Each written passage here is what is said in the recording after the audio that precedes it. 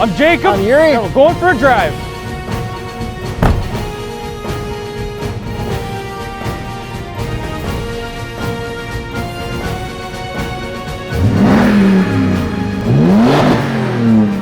'20 Toyota 4Runner TRD Pro. 2020 Toyota Sequoia TRD Pro. So we've done the 4Runner TRD Pro. This is going to be the third time. Yeah, and every year they kind of refresh something and add something new, and they like to change the colors every year, which is also really special. So this year it's Army Green. Yeah, so the Sequoia has never existed in TRD Pro form, and it's also an Army Green, and I love it. So which special color was better? This Army Green, the khaki blue from last year, or that bright blue from the year before? I really like the bright blue, but my favorite is definitely this Army Green. It just suits the car so well. Yeah, there's not many green cars, so I think Army Green wins for funky colors. So we've never reviewed the Sequoia before, so let's explain that this is a 7-seater and it's a big 3-row SUV. The 4Runner, not quite. The 4Runner can come in 3 rows, but not in the TRD form. And these are big, old school, body-on-frame SUVs. So let's get to the horsepower and torque. The Sequoia has 381 horsepower, 401 pound-feet of torque from a 5.7-liter V8. And this 4Runner has 270 horsepower and 278 pound-feet of torque from a 4-liter V6. And so there's a pretty big difference in power and sound, so let's send it! Oh yeah, that sounds good. And now for the 6-cylinder. Still pretty quick, but just not as fast as the Sequoia. And it actually did sound pretty good. And now let's cut to the exhaust sounds. Let us know in the comments which one is better and by how much.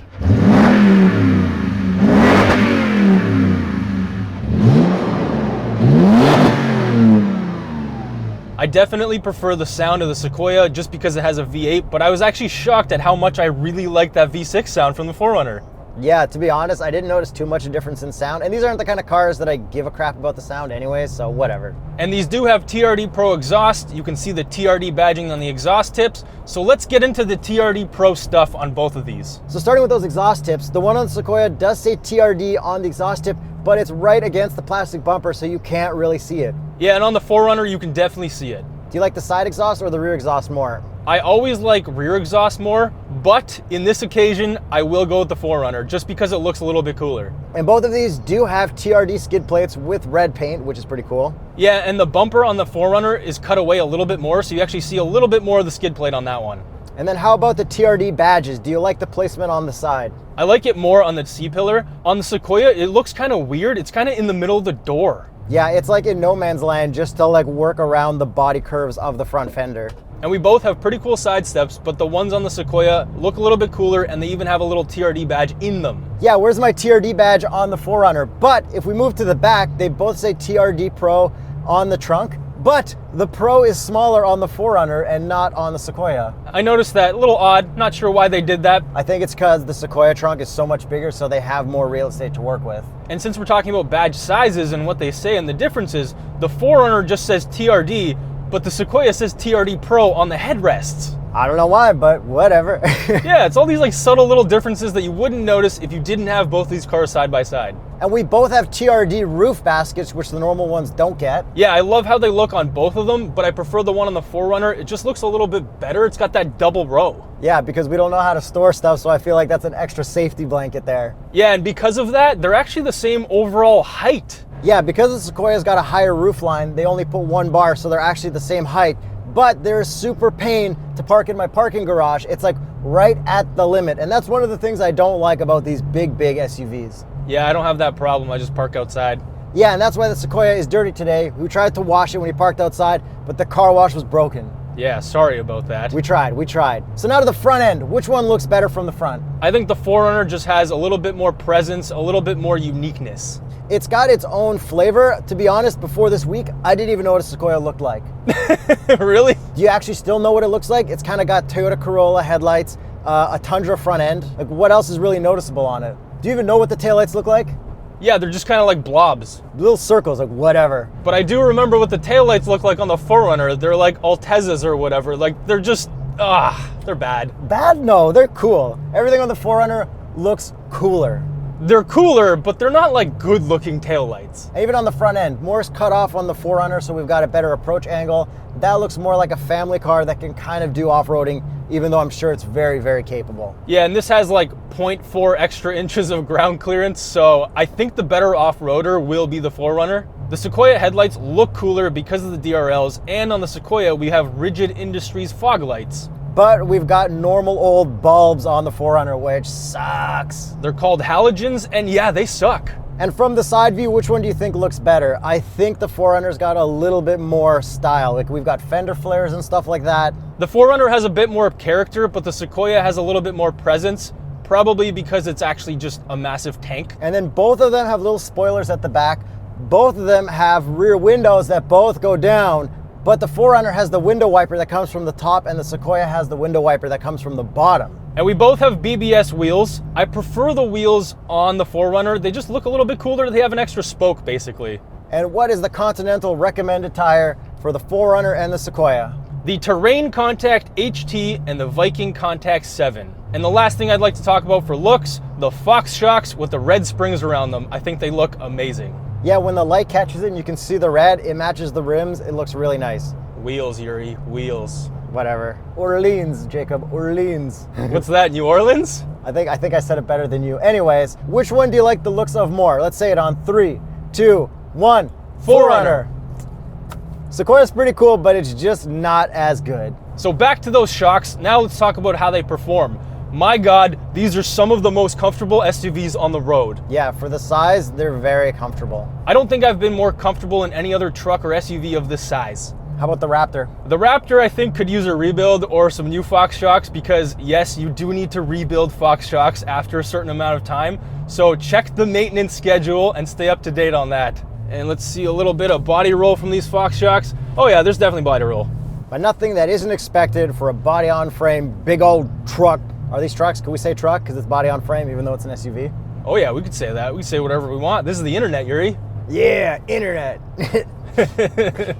And the steering is ridiculously light, like a little bit too light. I think it's just fine. It's very comfortable and kind of luxurious actually. And aside from the V8 and V6, that's a pretty big difference. Another major difference is the Sequoia has a 6-speed transmission, and I find that it responds really, really well. Yeah, we've got a 5-speed in the 4Runner, but the best part is on the highway, it drops the RPM to like 2,000 RPM in fifth, so it's not even that bad. The gas mileage is pretty bad in both of these, so we're not even gonna bother talking about that. But the transmission response is so good in the Sequoia that I love it. Like if you floor it in drive, watch this, gone. All right, now floor it. That's so slow. Yeah, it takes an extra second longer, but it's a big truck. Like who cares really about that much responsiveness? You might not care about the responsiveness, but I'm sure a lot of people do, so let us know in the comments if that's something that would bother you. Yeah, let us know how your body on frame SUV race league is going. Are you in first place or not? Did the responsiveness help? So all the stats aside, how do these feel on the road? I love how the Sequoia feels because it just feels like a tank. Yeah, it's army green, it's a tank, I love it. Feels like a normal car. The Jeep Wrangler Rubicon moved around so much and it was so hard to keep straight. Yeah, these are so comfortable to drive. I prefer the driving position in the Sequoia. It's just a little bit taller and there's like better angle for my legs. And say we were to drive these two off-road, which we don't have a chance to right now, what features could we use? Okay, so the Sequoia actually doesn't really have many features. However, it does have a low-range gearbox, so by default, you're in two-wheel drive mode, which is rear-wheel drive mode, and just for the record, the Sequoia can do burnouts. And the 4Runner can also do burnouts. So in the 4Runner, if I want to use my low-range gearbox, I've got an actual shifter I gotta use. How about you? I just have a little knob right beside my climate control. Oh, so that's like a lot less intimidating than trying to move this thing around. Yeah, which also kind of makes it less cool. And in the 4Runner, I've got my 8-track and all my slow rock climbing modes and stuff up at the top. How about the Sequoia? I can hold my sunglasses in there. That's about it. I don't have any of those modes. And the 4Runner doesn't have a front camera like a lot of the competition has right now for off-roading. It's kind of lacking in the features, but that's also kind of a good thing, which we'll talk about later. But do you know what got the front camera for off-roading for 2020? The Tacoma. Oh, so then this is bound to get in like 3 years. Yeah, probably.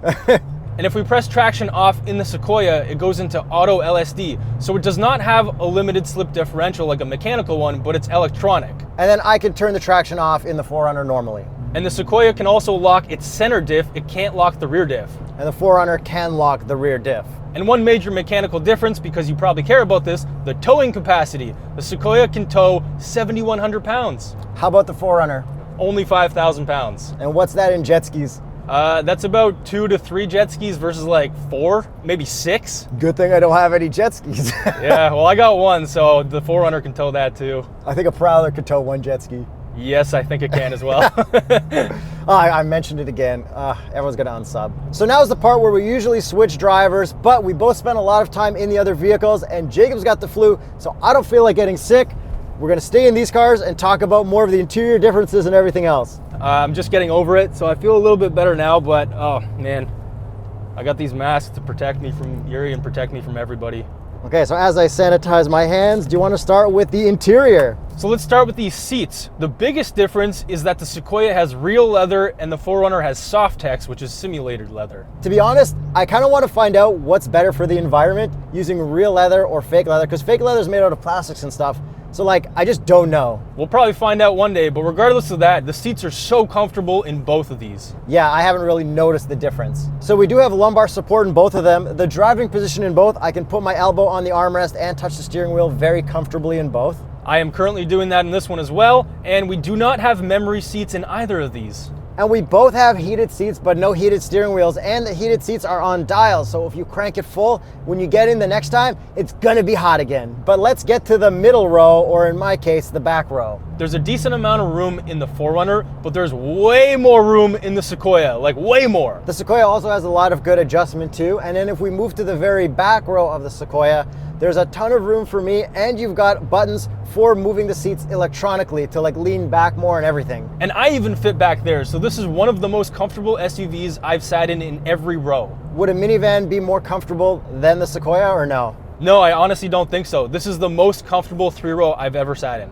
But if we just look at the trunk with all rows of seats up, the 4Runner has enough room in the back for me to fit my hockey bag and hockey sticks without having to fold down the seats. And in the Sequoia, there's just enough room for a carry-on, but if you fold the seats down electronically, there's a lot more room than the 4Runner. And what if we wanted to fit some boxes in these SUVs? We've already box tested the 4Runner so many times, that fit 19 boxes, so here's the Sequoia. Box test! 16, 17, 18, 19, 20, 21, 22. So 22 in the Sequoia, I think that's the new TheStraightPipes record. Yeah, it did about as well as I expected, so congratulations, Toyota. It's pronounced Toyota. It's definitely not, and you're gonna get buried in the comments for that one. So now let's get to some of the other tests, like the cup holder test. The 4Runner fits a small coffee, no problem, in the one in the back and the one in the front. And the Sequoia also fits a small cup. It's kind of buried in there, but you can still get it, so that is a pass. However, this also has a party trick. So if you remove this little piece in the middle, you can actually take the cup holders out and just have this gigantic storage area. Show it to me. Okay, you mean like this? The cup holder is like this? Yeah, I can take it with me. I like how you can remove that one little long piece and then you've got room for cell phones and stuff, which you also have room for in the 4Runner. But the 4Runner also has this little area, which I think is for lighters or lip chap. Oh, lip chap, good one. Yo, people like lip chap. I know 4Runner drivers love lip chap. And let's get to the most important test, the visor test. Well, lucky for me, the sun is actually in my eyes. Yeah, mine 3, too. 2, 1. Yes! Nothing. Oh! Yes! I have this little sliding extension, but the sun is still in my eyes right now. Well, that's why that fails. Well, at least they're moving into the right direction, unless that's an old product, in which case I'm not sure. Hang on, I'm really curious. Let's look from your camera. Does this pass? Oh, the passenger side passes too. So now let's go to the infotainment, the most fun part, because we have Apple CarPlay in both of them. And how about Android Auto? Technically, we're supposed to have Android Auto in the Sequoia, I believe, but we don't have it, or at least mine isn't working. However, my Android Auto does work in the 4Runner, so thank you for adding that. And both of these do have rewinding satellite radio stations, which works very well once you put it to the replay mode. I've been having a great time with the rewinding. And we got massive knobs, just kidding. I have tiny volume and tuning knobs in the Sequoia.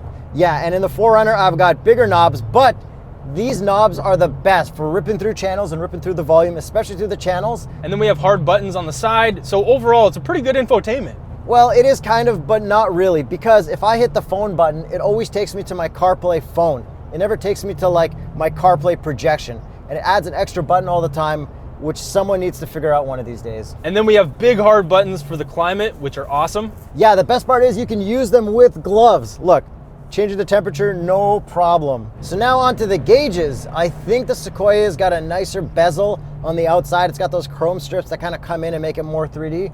But the 4Runner has a cool gradient on my speedometer, which makes it look a lot nicer than the Sequoia. Yeah, the gauges wouldn't make me decide which car I had to buy, but I do like both gauges. They're pretty simple. And the steering wheels are the same in both of these, the same as every other 4Runner we've reviewed. And both of these do have lane departure assist, which will only beep at you when you get out of the lanes. And they both have radar cruise, which is pretty cool. I've got some carbon fiber pattern in the 4Runner. How about the Sequoia? No, it's just all hard plastic. It looks kind of cheap, to be honest. And speaking of cheap, we've got bad reverse cameras in both, but nothing we really need to worry about. But the 4Runner doesn't have parking sensors. The Sequoia does, which I love. I love parking sensors so much. Yeah, that's something you get when you pony up the extra cash for this one, because it's actually quite a bit more. So we should get to the price? Let's do it. So let's start with the 4Runner, $62,120. Canadian. And the Sequoia is $78,950. So that's a pretty big price gap for one extra row and two more cylinders, but I guess it kind of makes sense. It does kind of make sense. You do get the real leather. You get the V8. Like, that's kind of the big difference right there. If they offered the V8 as an option on the 4Runner, oh man, I'd be so sold on that. But you don't get that cool name brand vehicle like the 4Runner. Like, 4Runner is epic. I think Sequoia carries more weight around the world rather than in North America. Oh, well, maybe that's why I think that way about it. Kind of like a Land Cruiser. Like, people don't really care about them in North America, but they love them around the world. So which one would you take? As much as I love V8s, because I do, I would actually take the 4Runner. I love everything more about the 4Runner other than the engine. Personally, I don't need the extra size of the Sequoia. I don't need the V8 over the V6. And for those reasons, and because I like the looks of the 4Runner more, I would go 4Runner. So let us know in the comments which one you'd take between both of these. And which of the special yearly colors is the best yearly color. And click on this playlist for more SUVs.